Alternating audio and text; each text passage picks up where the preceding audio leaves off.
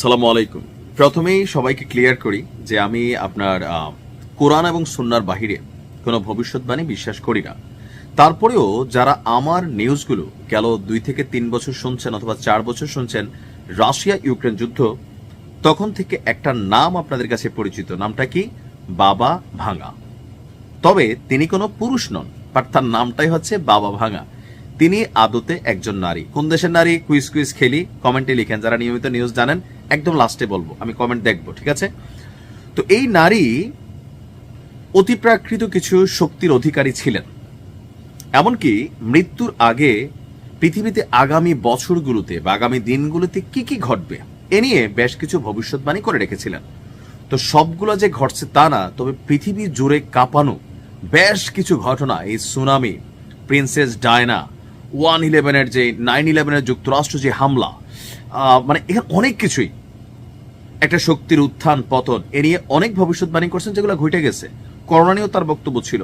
তারপর আসুন 2026 সাল, আমরা শুরু থেকে যেমনটা যুদ্ধ সারা বিশ্ব জুড়ে মার্কিন সাম্রাজ্যবাদী যুদ্ধের যে পরিস্থিতি দেখছি, আসলে 2026 সালে কি ঘটবে?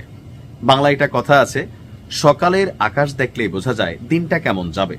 তাহলে এই জানুয়ারি মাস হচ্ছে 2026-এর সকালের আকাশ। চলুন দেখি এই বছর নিয়ে বাবা ভাঙার ভবিষ্যৎবাণীগুলো কি ছিল। সম্প্রতি আপনার নিউ ইয়র্ক পোস্ট তারা একটা প্রতিবেদন প্রকাশ করেছে বাবা ভাঙার ভবিষ্যৎবাণী 2026 জুড়ে কি আছে। সবচেয়ে বড় দুঃসংবাদ হচ্ছে 2026 সালে তৃতীয় বিশ্বযুদ্ধ শুরুর এবং ভিন গ্রহের প্রাণীর সঙ্গে মানুষের প্রথম যোগাযোগ প্রতিষ্ঠার কথা বলা হয়েছে। তো তৃতীয় বিশ্বযুদ্ধ কি হবে নাকি হবে না? আপনি জাস্ট একটু আন্তর্জাতিক খবরগুলো যারা দেখেন,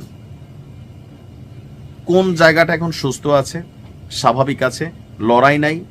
যেখানে সর্বশেষ মিত্রতা ছিল আমেরিকা, ইউরোপীয় ইউনিয়ন, বা তাদের মধ্যে একটা টিম ওয়ার্ক ছিল, তাই না? তো সেই টিম ওয়ার্কটাও এখন ফাটল ধরেছে। ট্রাম্প যেভাবে ভেনেজুয়েলা, কিউবা, কলম্বিয়া, ডেনমার্ক, তারপর আশেপাশের রাষ্ট্রগুলোকে শাসন করছেন, তো তাদের মধ্যেই তো ওই যে ডেনমার্কের নারী প্রধানমন্ত্রী বলছে আগে গুলি করব, তারপরে প্রশ্ন যে তুমি কে। তাহলে বোঝেন বাকিরাও কিন্তু লড়াইয়ের জন্য প্রস্তুত। তো এই মুহূর্তে তৃতীয় বিশ্বযুদ্ধের সংখ্যা আমরা দেখছি। আরেকটা বিষয় আছে যে ভিন গ্রহের প্রাণীর সাথে যারা মহাকাশ নিয়ে গবেষণা করে, বিশেষ করে মার্কিন যে সংস্থা আছে নাসা, রাশিয়ার আছে, হ্যাঁ, এরকম প্রত্যেকটা উন্নত দেশের আছে, যারা পৃথিবী যেমন একটা গ্রহ, এরকম আর কোথায় কোন গ্রহ আছে, উপগ্রহ আছে, সেখানে অন্য কোনো প্রাণীর অস্তিত্ব আছে কিনা এ নিয়ে কিন্তু একটা সবসময় রহস্যজনক অবস্থান বা গোপন কর্মকাণ্ড প্রত্যেক দেশই চালাচ্ছে। তো এই বছর এরকম কোনো কিছুর অস্তিত্ব হয়তো গণমাধ্যমে আসবে, নাও আসতে পারে।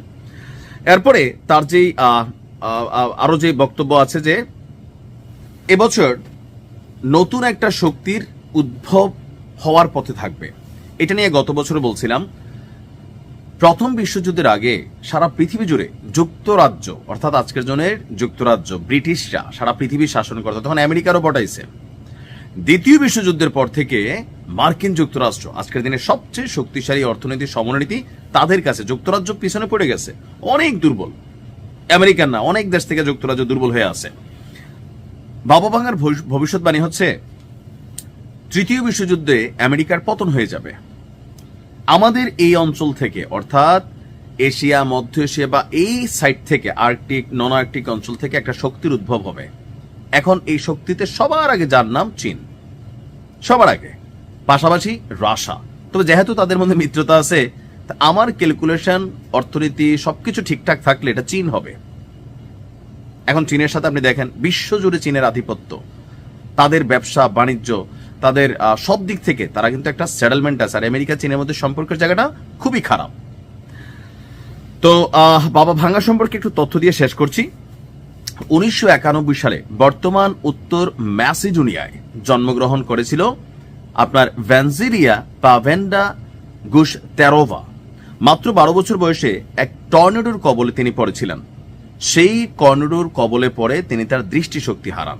ভক্তদের মতে সেখান থেকেই তার ভবিষ্যৎ দেখার একটা ক্ষমতা কাজ করছিল। মানে ওই সময় সে যা বলতো ম্যাক্সিমামে সত্য হইতো, আর যার কারণে ভবিষ্যৎ দুনিয়া নিয়েও সে অনেক বক্তব্য দিয়ে গেছে। বাট এগুলা ঘটতেও পারে, নাও ঘটতে পারে, কিন্তু কোরআন সুন্নাতে যা আছে তা ঘটবে, ঘটবেই, নিশ্চিত ঘটবেই। আল্লাহ পৃথিবীকে হেফাজত করুক। আসসালামু আলাইকুম।